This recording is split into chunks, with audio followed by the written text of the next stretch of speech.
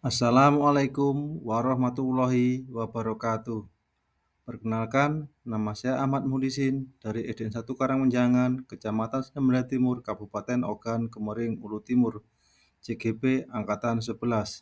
Pada kesempatan kali ini, saya akan menjelaskan koneksi antar materi Modul 2.3 Kucing dalam Supervisi Akademik.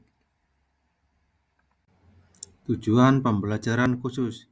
CGP menyimpulkan dan menjelaskan keterkaitan materi yang diperoleh dan membuat refleksi berdasarkan pemahaman yang dibangun selama modul 2 dalam berbagai media. Tujuan pembelajaran khusus. Pemikiran reflektif terkait pengalaman mengajar.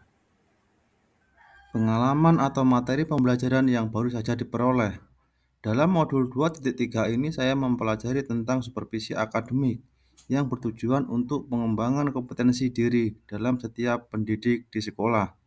Pendekatan yang digunakan adalah kucing yang memiliki 3 prinsip, yaitu kemitraan, proses kreatif, dan memaksimalkan potensi.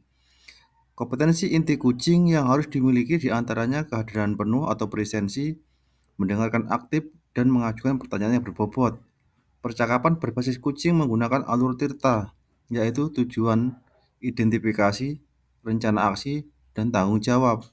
Ada 3 tahapan dalam supervisi akademik, yaitu pra-observasi, observasi, dan pasca observasi. Emosi-emosi yang dirasakan terkait pengalaman belajar. Yang pertama adalah cemas.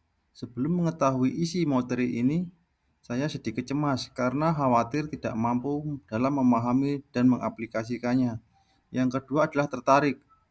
Setelah mempelajari dalam eksplorasi konsep, saya mulai tertarik dalam mendalami isi dari modul ini. Yang ketiga adalah gembira. Saya merasa gembira saat mampu melakukan praktik kucing bersama rekan-rekan CGP yang lain dalam ruang kolaborasi dan demonstrasi konseptual. Yang keempat adalah optimis. Saya optimis untuk mampu mengoptimalkan di sekolah tempat saya mengajar. Apa yang sudah baik berkaitan dengan keterlibatan diri dalam proses belajar.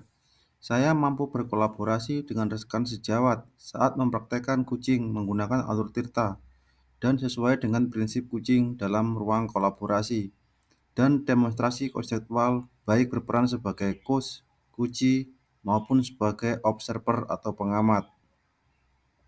Apa yang perlu diperbaiki terkait dengan keterlibatan diri dalam proses belajar? Yang perlu diperbaiki adalah kemampuan dalam mengajukan pertanyaan yang berbobot agar dapat menggali informasi permasalahan pada diri kunci, sehingga dapat menemukan solusi atas permasalahan yang dihadapinya. Keterkaitan terhadap kompetensi dan kematangan diri pribadi. Setelah saya mempelajari modul 2.3 tentang kucing dalam supervisi akademik, kompetensi saya mulai berkembang, ditandai dengan mampu mempraktekkan proses kucing menggunakan alur Tirta dengan baik sebagai coach, kunci, ataupun pengamat. Saat saya mempraktekkan proses coaching, saya harus mampu mengendalikan diri dari asumsi-asumsi pribadi dan rasa emosi sehingga muncul kematangan berpikir dan bertindak agar sesuai dengan prinsip-prinsip coaching, yaitu yang pertama adalah kemitraan, kedua proses yang kreatif, dan yang ketiga adalah memaksimalkan potensi. Analisis untuk implementasi dalam konteks calon guru penggerak. Memunculkan pertanyaan kritis yang berhubungan dengan konsep materi dan menggali lebih jauh.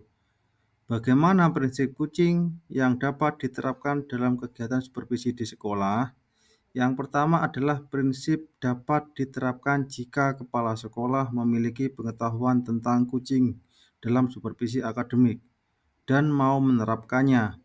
Kegiatan supervisi jangan hanya bertujuan sebagai bagian penilaian guru saja, namun supervisi harus dijadikan sebagai cara untuk meningkatkan kompetensi akademik guru, sehingga tidak hanya melakukan observasi kelas saja, tetapi harus ada percakapan pra-observasi dan pasca-observasi.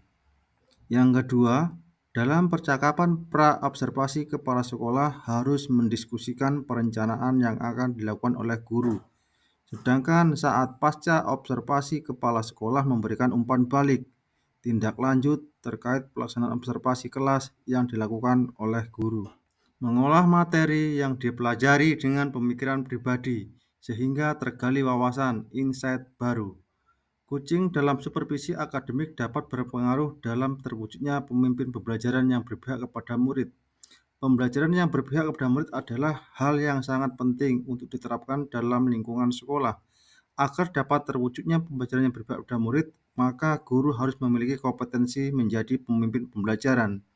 Menjadi pemimpin pembelajaran harus memahami perkembangan murid secara menyeluruh, tidak hanya aspek kognitif saja, namun juga harus memahami karakter sosial emosional murid. Dengan demikian, tujuan coaching dalam supervisi akademik untuk mengembangkan kompetensi guru agar dapat meningkatkan kinerja dan terwujudnya pembelajaran yang berpihak kepada murid. Menganalisis tantangan yang sesuai dengan konteks asal JGB, baik tingkat sekolah ataupun daerah. Tantangan terberat adalah menyeragamkan pemahaman tentang coaching dalam supervisi akademik kepada komunitas sekolah. Supervisi akademik hanya dijadikan sebagai penilai rutin kepala sekolah kepada guru saja. Seharusnya dapat dijadikan pedoman untuk meningkatkan kompetensi guru. Memunculkan alternatif solusi terhadap tantangan yang diidentifikasi. Yang pertama adalah alternatif solusi yang dapat dilakukan adalah melakukan sosialisasi kepada seluruh komunitas sekolah saat kegiatan rapat guru agar persamaan persepsi tentang makna supervisi akademik. Yang kedua adalah solusi selanjutnya adalah dengan memberikan contoh praktik coaching dalam supervisi akademik melalui berbagai media informasi digital yang dapat diakses oleh seluruh komunitas sekolah. Membuat keterhubungan. Pengalaman masa lalu. Saya pernah disupervisi kepala sekolah dan pengawas sekolah. Namun kegiatan supervisi tersebut hanyalah sebatas menjalankan kewajiban saja, tanpa mengetahui makna supervisi yang sebenarnya. Kegiatan supervisi akademik hanya dilakukan pada saat kepala sekolah ataupun pengawas melakukan observasi kelas, tanpa adanya kegiatan pra-observasi dan pasca-observasi, sehingga hanya sebatas pemberian nilai guru saja. Penerapan di masa mendatang. Kedepannya, kegiatan supervisi ini harus dijadikan salah satu bagian dalam peningkatan kompetensi guru dalam bidang akademik dengan menggunakan prinsip coaching, yaitu kemitraan, proses aktif, dan memaksimalkan potensi. Konsep atau praktek baik yang dilakukan dari modul lain yang telah dipelajari. Modul 2.1. Dalam pembelajaran berdiferensiasi, murid dikelompokkan berdasarkan kebutuhan belajarnya agar dapat memaksimalkan potensi yang dimiliki. Begitu pula dengan praktik coaching yang harus memaksimalkan potensi kunci agar dapat menemukan sendiri solusi atas permasalahannya yang dihadapi. Pada modul 2.2, dalam pembelajaran sosial emosional terdapat teknik stop dan mindfulness yang dilakukan untuk dapat membuat suasana lebih kondusif.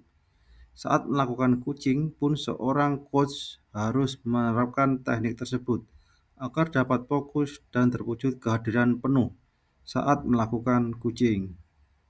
Informasi yang didapat dari orang atau sumber lain di luar bahan ajar PGB. Faktor utama pelaksanaan supervisi akademik oleh kepala sekolah. Kesadaran kepala sekolah akan kompetensi supervisi yang harus dijadikan semangat dan dukungan oleh para guru. Coaching yang diberikan oleh kepala sekolah akan memberikan pengaruh dalam proses pembelajaran.